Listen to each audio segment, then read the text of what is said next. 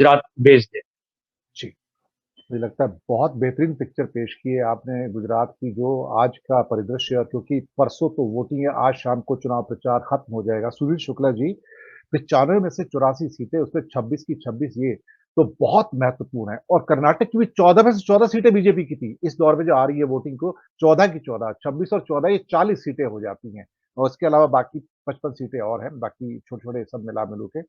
लेकिन कहीं न कहीं जो गुजरात से जो जिस किस्म के दृश्य अब उभर कर आ रहे हैं, और मुंबई के पेपर्स के अंदर गुजरात की 26 सीटों के बारे में विस्तार से चर्चा मैं आपको बताऊँ, क्योंकि यहाँ गुजराती कम्युनिटी बहुत है और गुजरात को बहुत एक्सटेंसिवली महाराष्ट्र के साथ कवर किया जा रहा है सीटों पर। तो मेरे पास भी बहुत वो माइन्यूट जो जानकारियाँ हैं गुजरात की, वो हमारे सभी न्यूज़पेपर में से पहुँच रही हैं। तो हो सकता है दिल्ली के पेपर में गुजरात उतना फिगर ना करता अंदर की राजनीति का, लेकिन मुंबई के पेपर्स में उसकी राजनीति को बहुत अच्छे ढंग से प्रेज़ेंट किया जाता है।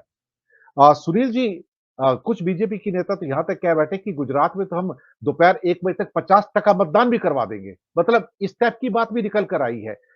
इसे क्या कहोगे? ओवर कॉन्फिडेंस कहोगे, या फिर ये कहा जाए कि अंदर से इतना ज़्यादा डर है अब इनके अंदर कि गढ़ तो यूपी का गिर गया अभी एक तरह से, अब ये गुजरात का गढ़ भी, किला भी जा रहा है।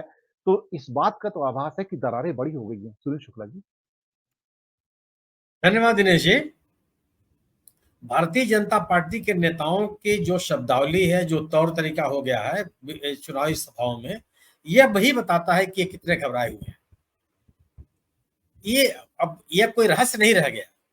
प्रधानमंत्री जी हो, गृह मंत्री जी हो, जेपी नड्डा साहब हो, जिस तरह की भाषा बोल रहे हैं वो बता रहा है कि इनमें किस तरह की बेचैनी है और ये अपने जनाधार को किस तरह से खिसकता हुआ देख रहे हैं। जो इनको प्रत्याशा थी कि लोगों का जो जन समर्थन मिलेगा, वो कहीं नहीं दिख रहा। अगर गुजरात में इनकी स्थिति है कि 5 सीटों पर चैलेंज हो गया और वहां का समाज, चाहे ठाकुर समाज हो, चाहे राजपूत समाज हो, चाहे अन्य वर्ग के लोग हो, अगर वो निकल करके ये खिलाफ बोलना शुरू कर दिए हैं, तो ये सामान्य बात नहीं है। क्योंकि गुजरात में तो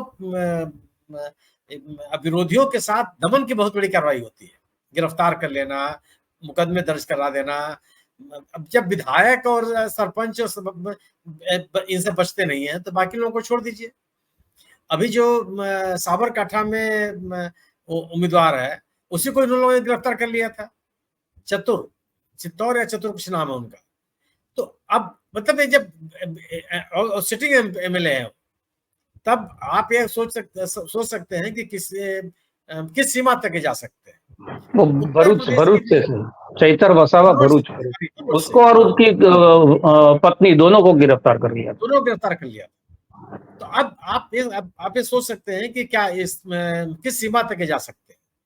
और यही स्थिति हो गई है उत्तर प्रदेश में। उत्तर प्रदेश की स्थिति है कि ये माना जा रहा था कि अवध का क्षेत्र पश्चिम में, आपके सामने पहले 2-3 चरण के चुनाव में क्या स्थिति बनी थी और क्या कितना कम मतदान हुआ, लोगों में उत्साह नहीं दिखा। वहां भी जो एक इनका सामाजिक समीकरण बना हुआ था, जो हिंदुत्व के एजेंडे के तहत था, वो पूरी तरह बिखर गया। लोगों के जो मुद्दे हैं वो सामने आ गए।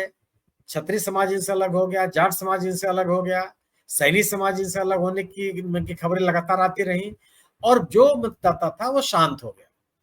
भारतीय जनता पार्टी के मतदाताओं का इस तरह से शांत होना ही अपने आप में चौंकाने वाला तथ्य है।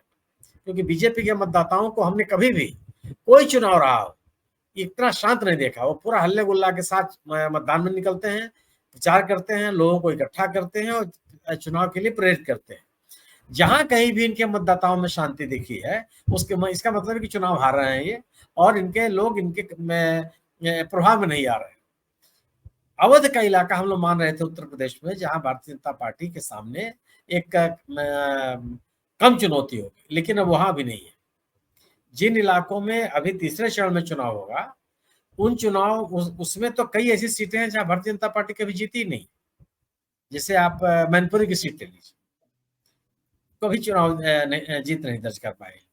और वहां में भी कन्नौज से अखिलेश यादव का मैदान में उतर जाना और एक बहुत ही इफेक्टिव कैंपेनिंग, लोगों को, भारतीय जनता पार्टी के एक विरोधी मतदाताओं को एकत्रित करना, ये बड़ी चुनौती होगी। हिंदुत्व का एजेंडा बिखर जाना और भारतीय जनता पार्टी विरोधी मतदाताओं का एकत्रित होना, ये चुनाव का सबसे बड़ा संकेत है। कोई विभाजन नहीं है, मतलब बहुजन समाज पार्टी की मौजूदगी से ये लोग जो बात कही जाती थी कि मतों का विभाजन होगा, कहीं नहीं हो रहा, लोग बात ही नहीं कर रहे हैं। उनका जब कोर मतदाता, उनसे बात कीजिए, उनका ये कहना है कि पहली प्राथमिकता है कि बीजेपी को सत्ता से बाहर करना, क्योंकि बीजेपी के सत्ता में रहने दोबारा आने पर जो संविधान का खतरा, जो आरक्षण का खतरा, जो लोकतंत्र का खतरा, ये घर घर पहुंचा, ये बहुत विमर्श है। और आप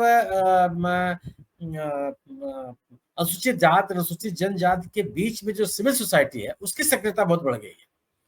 तब आप एक नहीं, ये नहीं कि दल विशेष के लोग सक्रिय हैं, उनके बीच की चिंता बहुत बड़ी हुई और वो घूम घूम करके सभाएं करना, छोटी छोटी सभाएं करना, लोगों के बीच में बात करना, ये बहुत तेज चल रहा और यह बीजेपी के लिए चिंता का विषय है।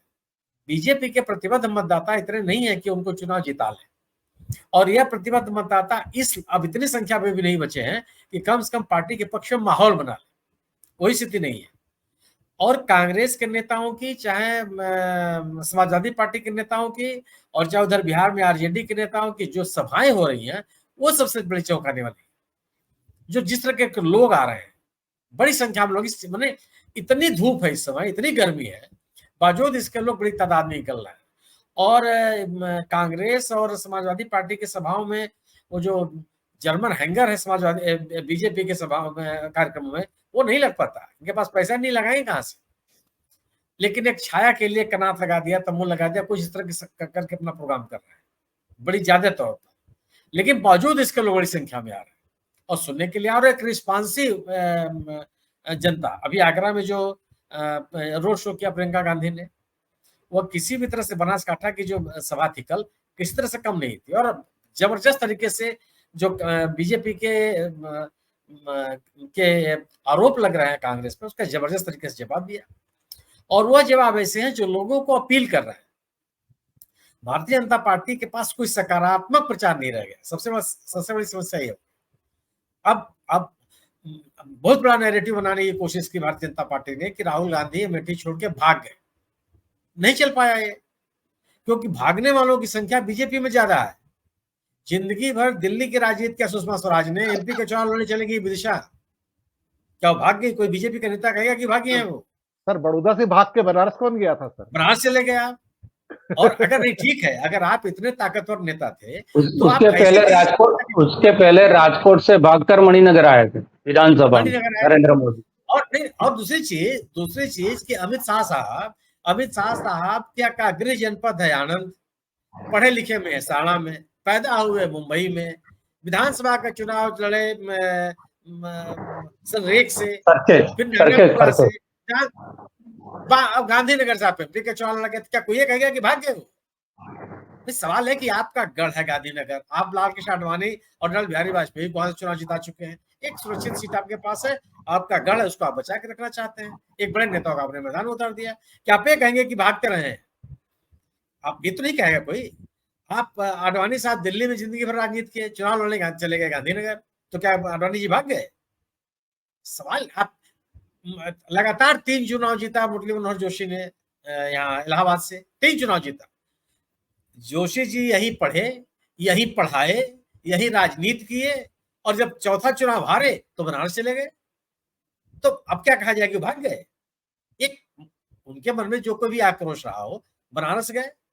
और बनारस एक ऐसी सीट है, अगर मोदी जी इतने पराक्रमी नेता थे तो आप ऐसी जगह जाके चुनाव लड़ते जहां कभी बीजेपी नहीं जीती है। आप कटिहार चले जाते लड़ने के लिए, आप हैदराबाद चले जाते लड़ने के लिए, नहीं मैं झंडा गाड़ के आऊंगा। बनारस तो ऐसी सीट है ना कि जहां पे भारतीय जनता पार्टी का उम्मीदवार उस समय जीतता रहा जब इतनी बड़ी ताकत भी नहीं थी। श्री दीक्षित किस जमाने में वाराणसी चुनाव जीते? सवाल ही नहीं। तो एक हर राजनीतिक दल की एक रणनीति होती है, उसके अनुसार अपना वो अभियान तय करते हैं, ठीक है। तो वह अभियान भी नहीं चल पाया कि राहुल गांधी भाग गए वही। और प्रियंका गांधी के मैदान में न उतरने से आप परिवारवाद भी आरोप नहीं लगा पा रहे हैं। तो आपके पास मुद्दा नहीं बचा, सरकार के बारे में कुछ कह नहीं पा रहे हैं, विरोधियों के बारे में जो बात कर रहे हैं जनता उसको स्वीकार नहीं कर रही है, तो किस बिना पर आपका अभियान चलेगा? कैसे लोग आपके साथ आएंगे? और हिंदुत्व का नारा बिखर गया, वो पूरा का पूरा छाता ही टूट गया। तो समस्या ये हो गई कि आप मतदाता लाएंगे कहां से और कैसे लाएंगे? जी विवेक जी के पास आता हूँ, फिर सुजाता जी भी जुड़ गई हैं, कांग्रेस की स्पोक्स पर्सन, आपका भी